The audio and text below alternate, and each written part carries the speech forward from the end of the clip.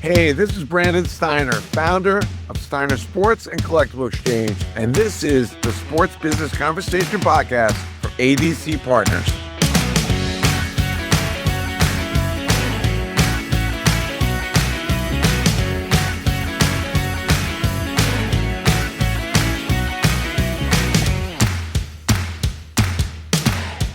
Hey, this is Dave Almy of ADC Partners, and if you're looking to buy a used stadium urinal, boy, have I got a deal for you.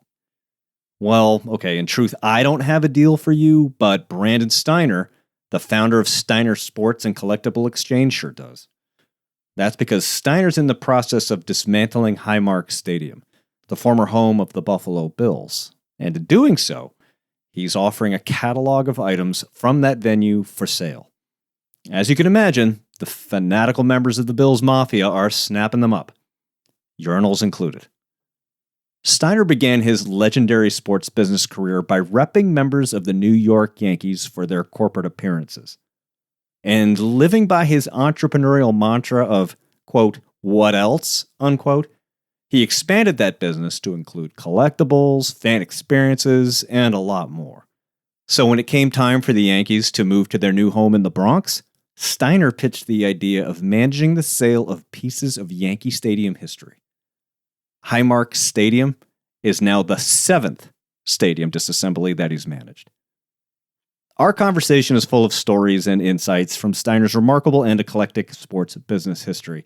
But look, if you've listened to this podcast in the past, you know I like to set things up with a question or two about how people got rolling in their sports business career. With Steiner, that's just not going to happen. We get off and running right out of the gate, with him talking about some of the ways he's used his unique position to give back.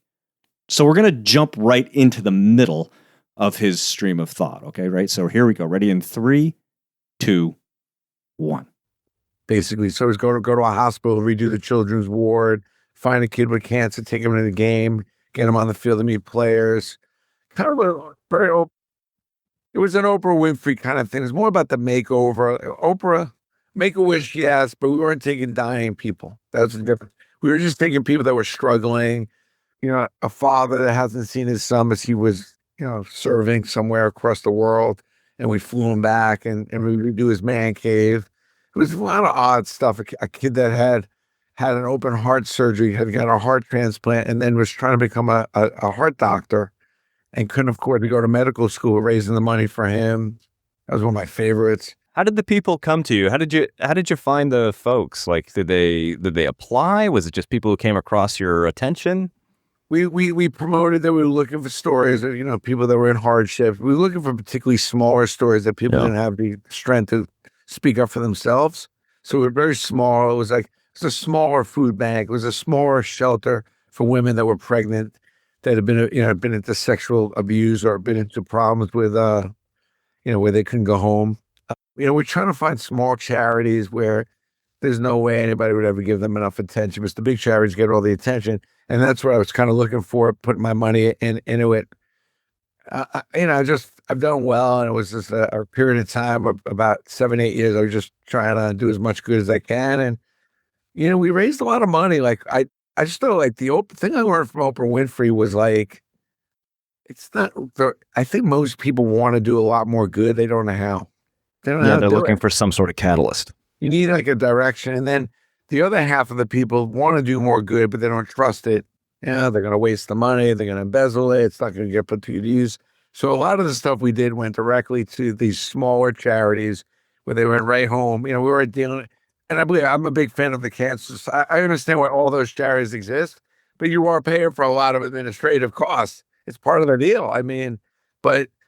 So I'm not against that. That's just not what I was promoting and what I was digging into. Like, I go to a school that the library just sucked. And I just completely refurbished the library, new computers, new tables, just Mac Daddy the library out. Yeah. And then I bring players in to kind of, bring it, blow it out a little bit. Blow it up a little bit. Yeah. We had like 5 police stations. Yeah. We did then the locker rooms or the muster room or the conference rooms. And then took the whole police station to a Yankee game, that kind of thing.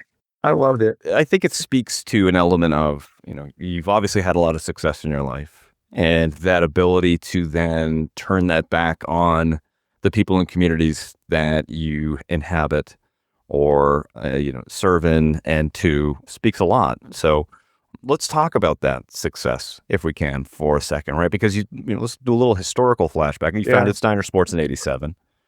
When you realized that athletes really didn't have anybody representing them for speaking engagements and corporate appearances, which is kind of crazy to think about, right? When you think about the teams of people who athletes surround themselves today.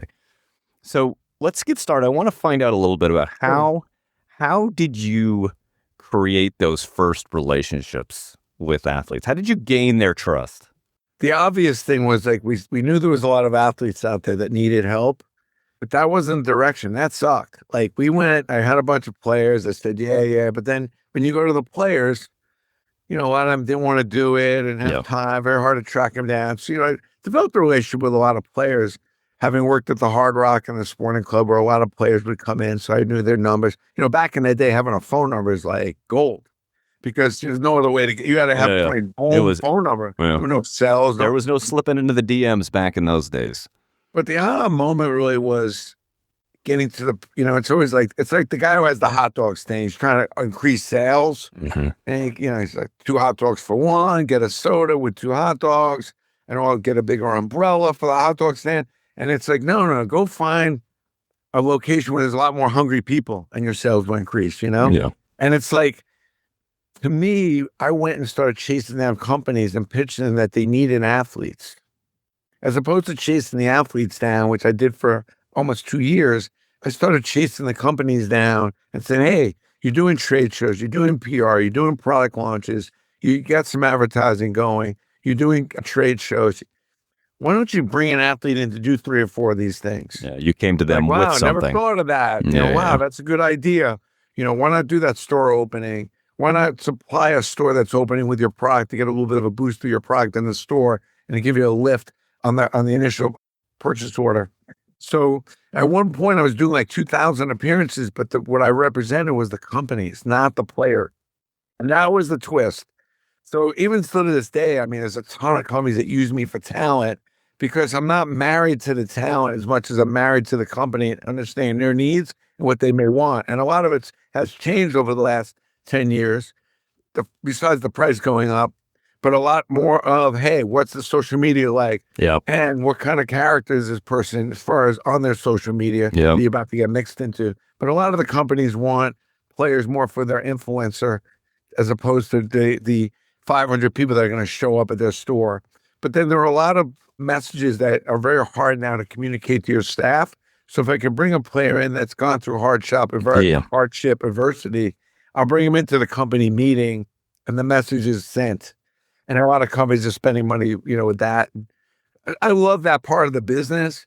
If the damn collectible thing didn't get in the way, I would have been all in because I was building quite a business doing that and still doing it. But, the collectible thing has been so consuming. Yep. And I didn't realize my name was going to take off the way it has. Yeah. So, you're kind of juggling, which is, sometimes you got to go where the river flows. Yeah, with gratitude, to be able to do 2 things that I love, which is booking talent. I put myself against anyone booking talent in this country, sports talent, with the knowledge of former and current players. But then the collectible thing's fun. I've had a great run and continue to have. So let's talk about it, right? Because you did grow the business. It started in the one place with the speaking engagements and things like that, and then collectibles came along, started to occupy a little bit of time. You did fan experiences.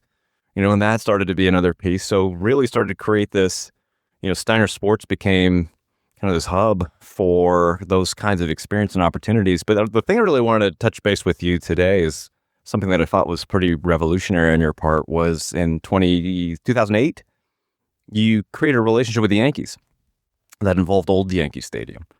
Can you talk a little bit about that partnership and how it came about? Well, the partnership actually happened in 2003, and in the last about I'll 2 talk years, to my researchers about that. So 2 years I'm working on this relationship, and the last thing I say to them, if you ever take the stadium down, I've got to do that for you. There's nothing like Yankee Stadium is the cathedral of all sports stadiums. So he said, no problem. I'm not putting that in the contract, but you have my word. Okay, but a quick time out here. You said, I got to do that. What was your experience in construction and demolition at that point? Zero. Yeah, okay. I have no experience in anything.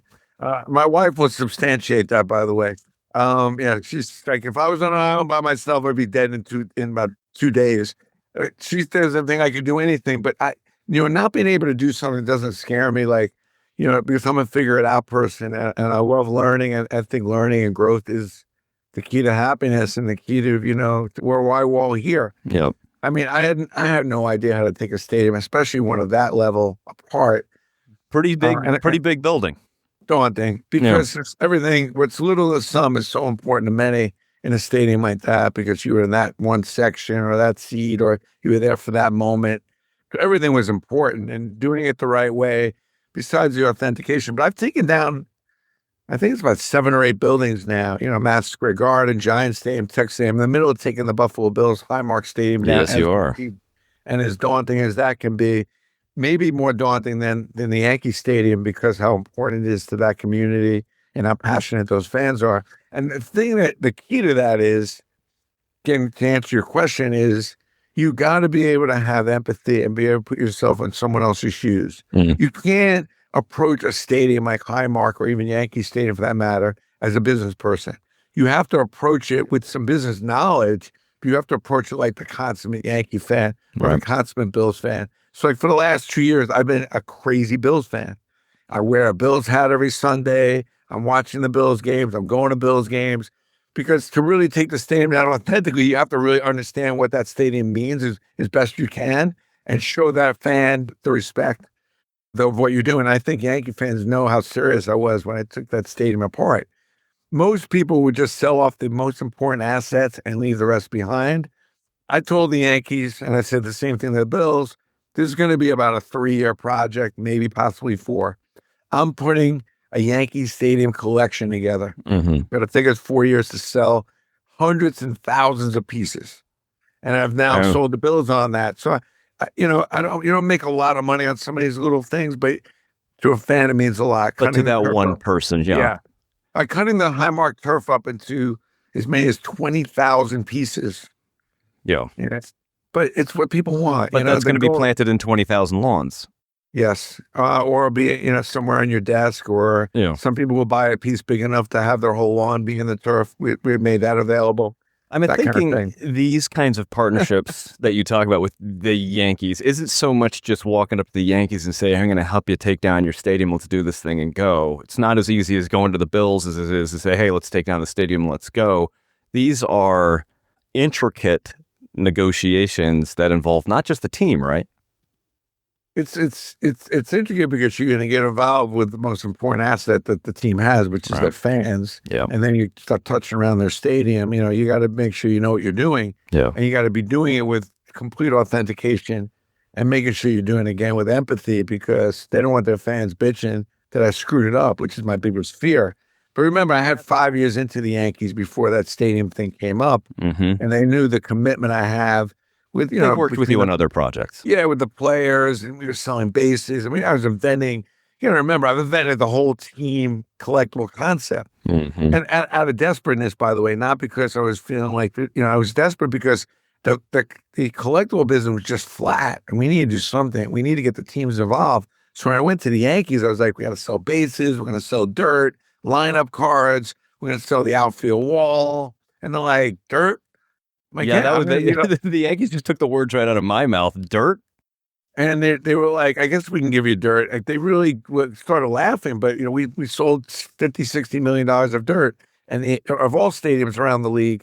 So, they see the creativity. So when I went to them on the stadium, I already been full bloom on Yankee Steiner at that time. Yeah. They knew that I was real. Like, now I partner up with Air Force, St. John's, Syracuse, Live Golf, XFL. And I have the reputation to be able to go into platforms like Savannah Bananas and create something from nothing, but yet do it the right way. You can create something from nothing and still do it the right way with the experience and knowledge I have, because you have to go into these situations not knowing what the F you're doing. Yeah.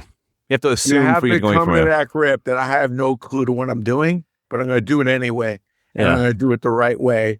And that's frustrating. No shortcuts. Yeah. So, like with the Yankees and working with the municipality and all the different partners there, you kind of developed, okay, I understand how these kinds of things work, but it's not a template, is it? Right? You can really, did you do what you did in New York and Queens in the Bronx with the Yankees and just export that up to Buffalo?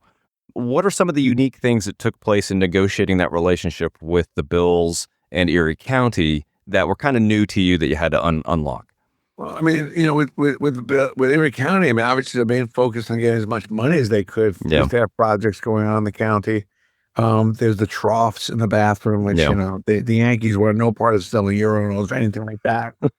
And I say that with all sincerity. Yeah. Like, with the Bills fans, you have Bills Mafia, and a lot more of the stadium is bleachers. Mm. So you have to be more creative with the bleachers. Yeah. That's critical. You have a lot more signage in the stadium than I've ever had any stadium I've taken down. Oh, really?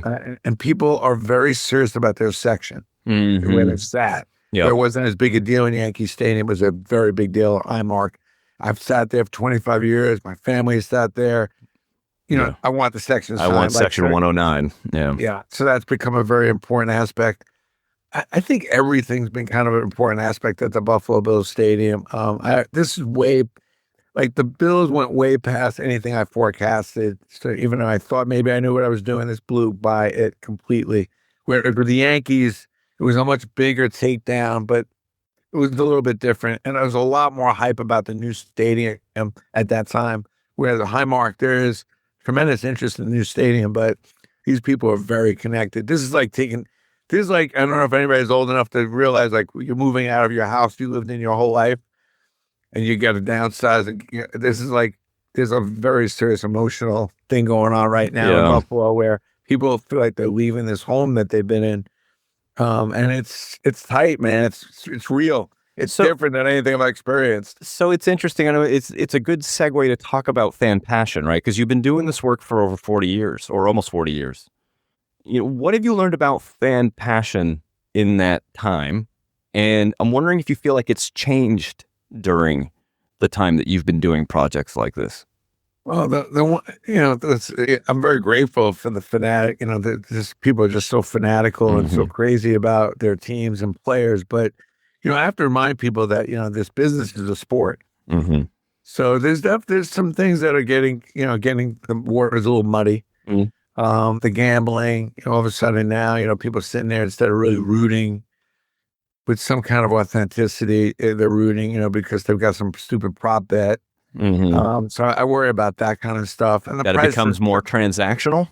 Yeah, it's very, very, and then just the prices have just been so outrageous. Even to watch games now, it's so much money, even on TV to watch. And I think it's starting to get underneath people's crawl a little bit. But when I look back 20, 25 years ago, I mean, you went to a game for $20, you sat in a good seat. Yep. And it really wasn't a whole much money to pay to watch the game at home. And gradually everything is getting lifted. And especially when you get into the concessions and everything else, a family of four is a big concern of mine. Like, you got to drop at least a couple $100, not even good seats to go to a ball game. So it's very concerning to me because we need, involvement breeds commitment. You need people involved. Getting people to your games and as often as possible is everything. And I know the real high diehard fans, it's getting harder and harder to keep going to those games. Do you feel, obviously there's so much money that's running around in sports right now. Private equity is getting involved, and we see the media rights are super expensive, and everything is predicated on that idea of like, look, you're dealing with fan passion, right? And it's always going to be able to generate a return because you have this committed fan base. But do you think, based on what we just talked about, is ownership taking that for granted? Is there a inflection point that can happen where fan passion is like, I love them, but it's just too expensive. I got to go find other things to do. I think there's a lot of things to do. There's a lot of new leagues coming. They're just trying to get a little more wider and spread out. But listen, in a crazy world we're living in, and I don't know that many people don't have some level of anxiety these days with everything that's going on. Sports is a great break. Yeah. And there are moments that happen that are memorable. When you get outside of your marriage and the birth of your kids and some other good stuff, like, it's usually a sports moment that breaks in at least your top 10 greatest moments you've had. And it's important to be able to just forget everything and watch some people compete on a high level and root for somebody. We can't lose that. That's really important on any level, but it's now taken over college. High school is probably not far behind. Yeah, it's already But the there. good news is our other leagues are coming. Women flag football. I know it sounds like, but some 10 years from now probably be something.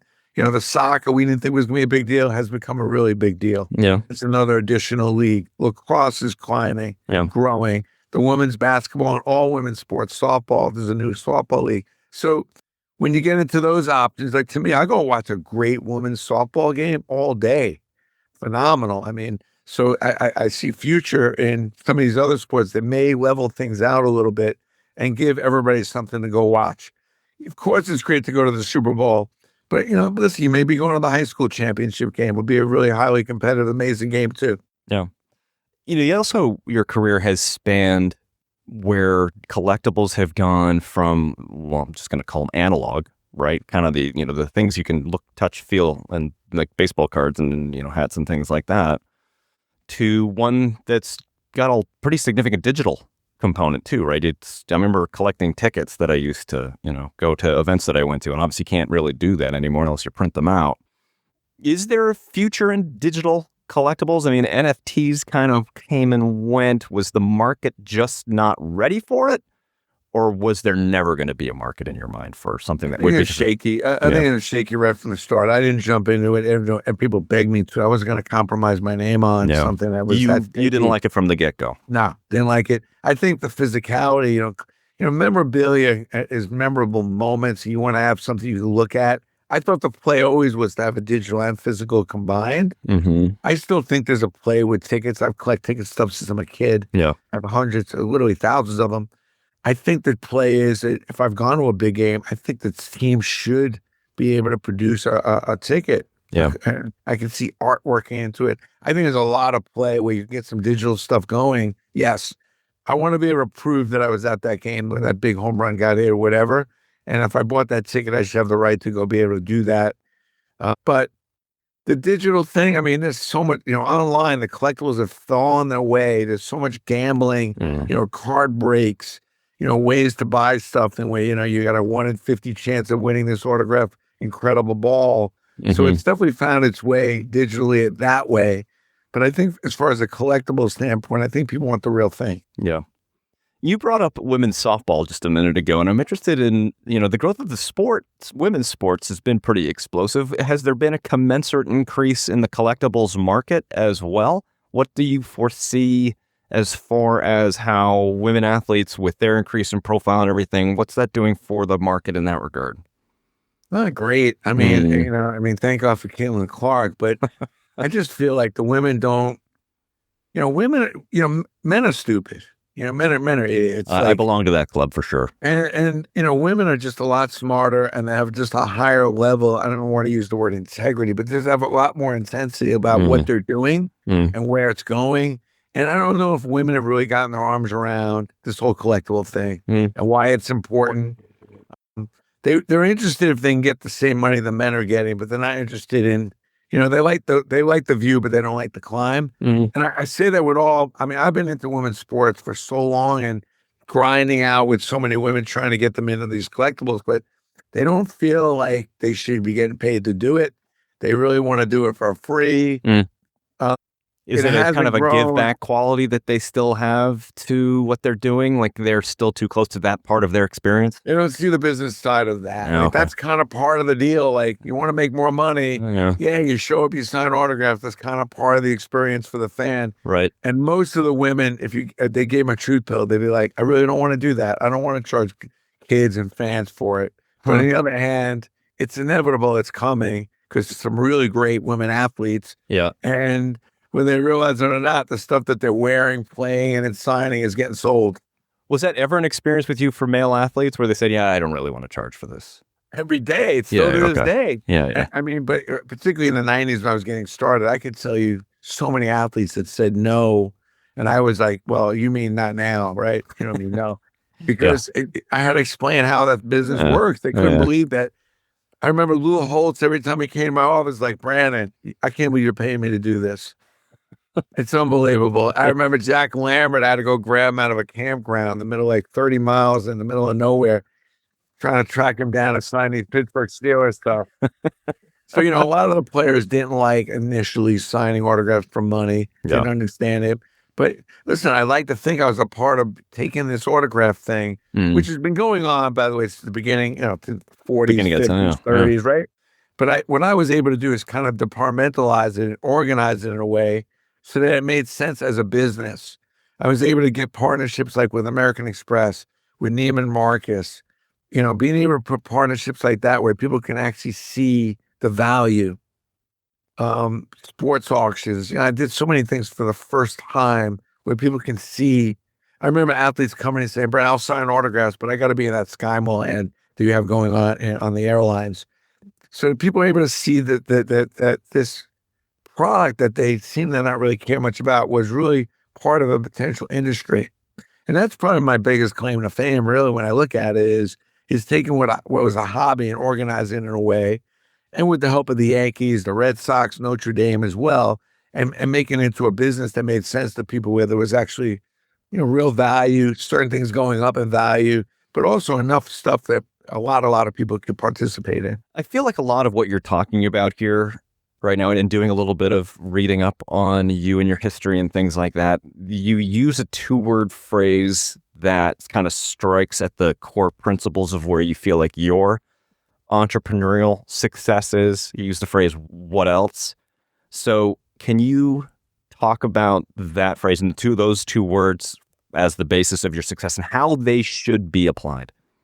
Well, I think the most important thing is your first idea is not your best idea. And sometimes success is the biggest deterrent for more success. Yeah. That's the worst thing that happens is somebody has some success because they, oh, I'm good. Wow, this is great. But is it as good as it possibly could be? And that's have you optimized it?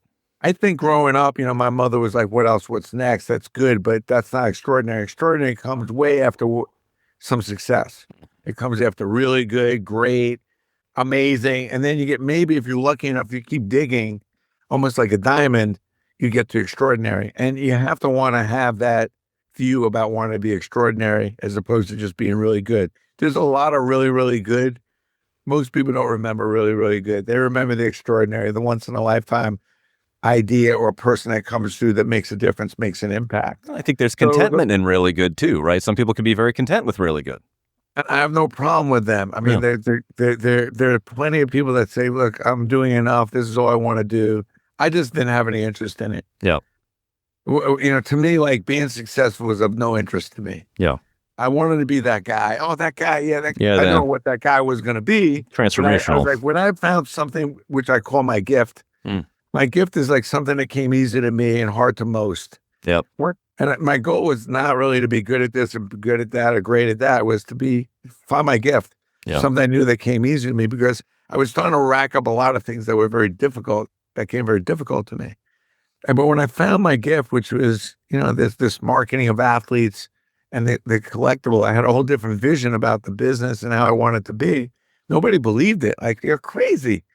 And even when I had some success, I never got into a satisfactory mindset. It was always like, there's got to be more here. And there's another way of looking at it. Even with CollectibleXchange now, I've completely reversed everything I did at Steiner. And feeling like I need to give people a chance to be able to go take everything they bought from me over the last 25 years and trade it in, trade it up. Mm-hmm. I also realized a lot of people are getting older. So you got to really analyze. When I talk about the gift it comes with empathy. Like, get yourself out of your head. Forget about what you think. Start getting in other people's shoes. Start thinking about what other people are thinking. And I started to realize a lot of people my age, they're downsizing. They're dying. Mm-hmm. Their parents have died. They don't know what to do with all this stuff.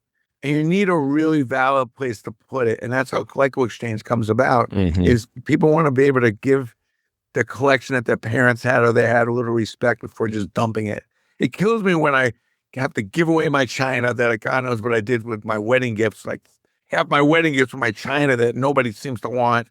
But people do want the collectibles. They love these autographed items, the cards. But it'd be nice to go to a place because a lot of these people don't know what it's worth. Yeah. They don't know what to do with it. They don't know how to catalog it. And I figured a solution how to do that for people, and they're extremely grateful, and it's taken off. So it's hard to go invent something like I did at Steiner and then literally get your head spin around and completely disrupt it. Yeah. But Yeah. I'm doing it. Yeah. I figured if I don't do it, no one's going to do it. So as we get ready to wrap here, right, Bills fans are, I think it's fair to say, notoriously fanatical about their team, right? The Bills Mafia is the name that they go by. And as you're in the middle of this project to dismantle HighMark Stadium and, for lack of a better term, commoditize some of the history of that building, what's the response been to the opportunity to own a piece of that history? How have the fans responded, and what items do you think are going to generate or have generated the most? You talked about section signages and the I'm history going to and get things like killed that. for this answer. Okay, go. Because, there's a lot of fan bases. We'll put you right in witness protection after this. But here's how I look at it.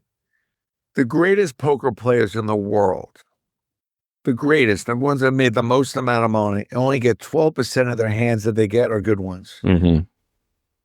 When I went into the Bills Stadium, I have no idea how I'm going to, it's daunting.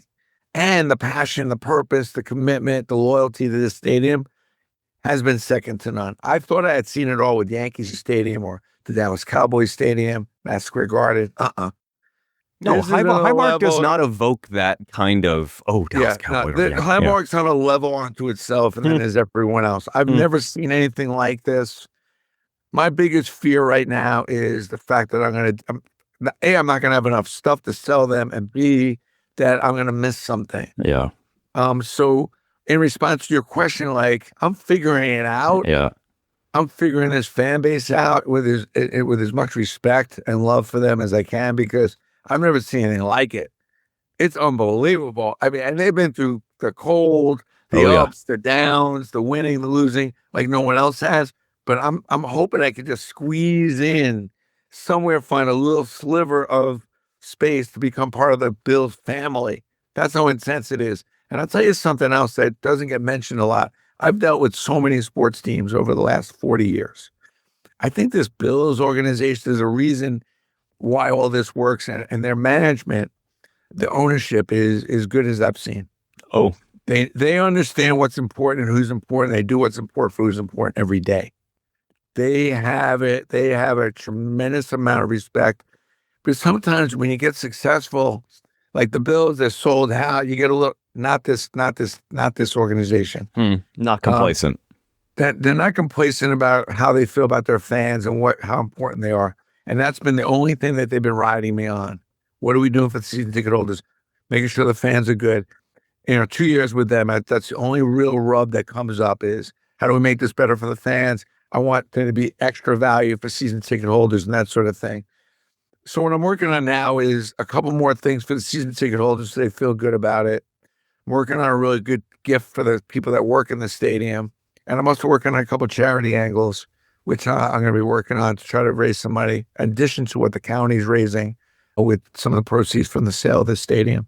And it comes full circle. It's all about sometimes just giving back and making sure that these cultural touchstones are being able to use to activate other things in life. I'm with Brandon Steiner. He's the founder of Steiner Sports and CollectibleXchange. Brandon, thanks for spending the time today. Before I let you go, though, Brandon.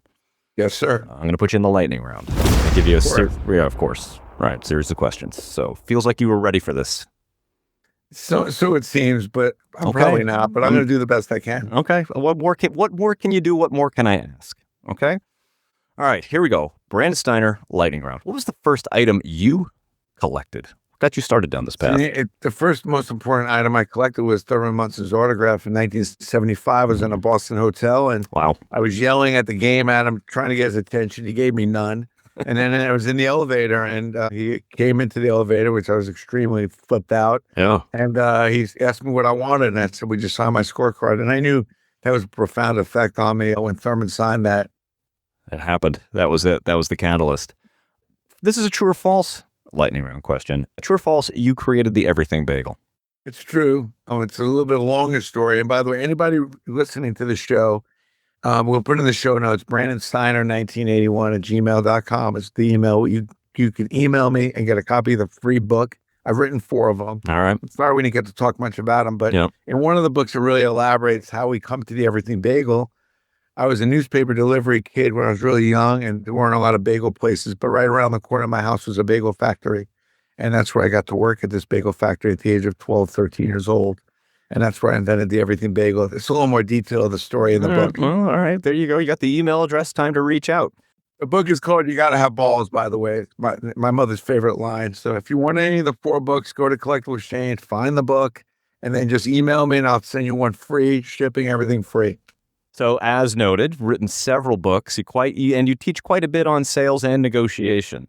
What's the best piece of negotiating advice you ever received? Oh boy. I mean, I think the most important thing with negotiating is not being afraid to let the other person win some of it. It's like when somebody's got you and they make a good point about their particular position, give it to them. Yeah.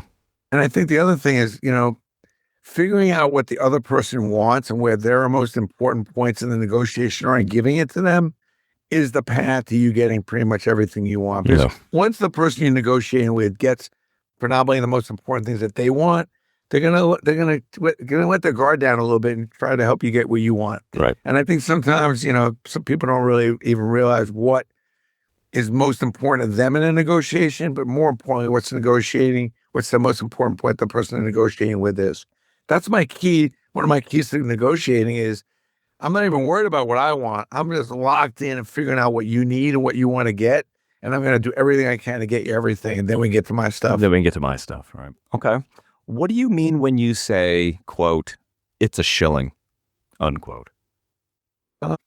When did I say that? I think it was when you spent too much money trying to get Kurt Schilling to be part of the Boston Red Sox. Well, Schilling's unfortunately one of the worst players I've dealt with in my 40 years. And I don't know where Schilling's head's at these days. I mean, I don't run into him, but he just is one of those guys that, and believe me, there's a long line of people that are not a fan of this guy. Yeah. So it's difficult for me I always say, if you don't have anything bad to say, don't say it. But in this case, I'll make an exception. and with Schilling, like, he just created a lot of turmoil with me with some other players, and particularly when the Red Sox won the World Series, and it just wasn't a good relationship. And I think that I always tell people you can have a bad day, but you can't have a bad past. Yeah. And that's unfortunately something that Kurt Schilling will have to deal with. Like, he has a little bit of a history of doing some things that a well-known I'm history. sure you could put that toothpaste back in the tube. Okay, last one. As discussed, the trough urinals from HighMark Stadium's men's room are among the items that are going to be auctioned off. How do you think those should be used by the winning bidder? Well, the Big Cat has his own agenda. And, we have to give him a lot of credit for creating a whole stir about these urinals. So I'm very grateful that Big Cat is a big Buffalo fan with his own podcast, if you're listening. But I don't know, man. Like, I'm not bringing one of those home, but there's a huge amount of people that want one. Like a planter out front of the house, maybe? No, not a planter? Happening.